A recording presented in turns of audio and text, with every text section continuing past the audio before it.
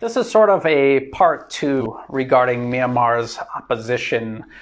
In the previous video, I pointed out how this opposition is not a product of any sort of democratic process, how it is solely a product of foreign interference, how the U.S. admits how it built up this opposition and practically installed them into power. I went over this document from the Burma Campaign UK, how they admit the US government through the National Endowment for Democracy and Open Society built this opposition up from A to Z. I also showed you how Open Society through George Soros was in direct connection to this 88 generation movement, these leaders, and how Pyon Cho would eventually end up as a member of Aung San Suu Kyi's National League for Democracy. Now, I'm talking about all of this because there is another connection to be made here, and this is with Aung San Suu Kyi, and this is another reason why Myanmar's military thought it was so important to take back control of the country. This is an article by AFP, published by Mizama, another U.S. government-funded media outlet in Myanmar. Soros's Open Society urges release of staffer held in Myanmar. So Myanmar's military rounded up a bunch of Open Society staffers. There was also this: Myanmar detains Australian advisor to Aung San Suu Kyi. First known arrest of foreign national since coup. Why does Aung San Suu Kyi have a foreign advisor? Who is this guy?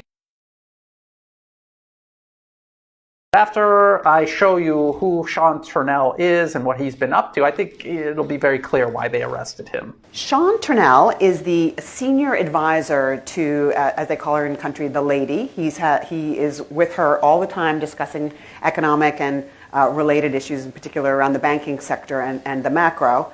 He also works at this university, and he has been an advisor to the U.S. State Department and other agencies, to USAID, Australia's Department of Foreign Affairs and Trade, to the World Bank, and Open Society. So he's got he's involved in many things, many aspects of foreign interference in Myanmar's internal political affairs. Things Australia would never tolerate any other country doing to it, and yet he is doing this to Myanmar.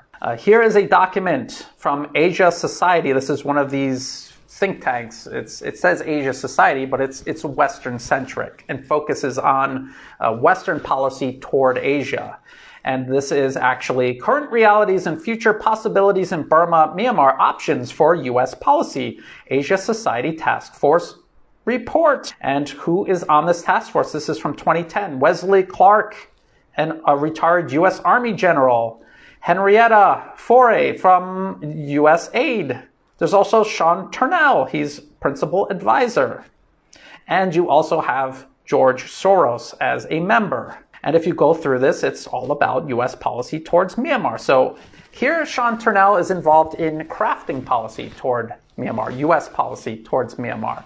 And then he is an advisor to Aung San Suu Kyi, whispering into her ear, trying to shape Myanmar's own internal policy and also their policy toward the U.S. And Sean Turnell is also part of this, the Myanmar Development Institute. There he is.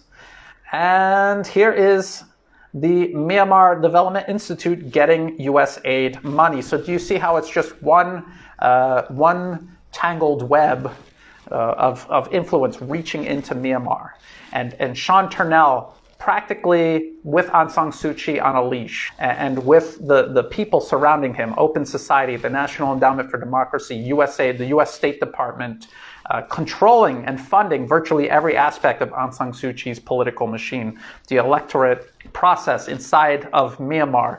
This was what was going on. This is why Myanmar's military had to take control. This is why they were rounding up people working for Open Society, because they were literally running the country, and they just had people like Aung San Suu Kyi as the Myanmar face for what was a neo-colonial administration. And what kind of things was Sean Turnell whispering into Aung San Suu Kyi's ear? Things like this: China's $7.5 billion Myanmar port is crazy, Suu Kyi advisor says. Who is the advisor? Sean Turnell. There he is.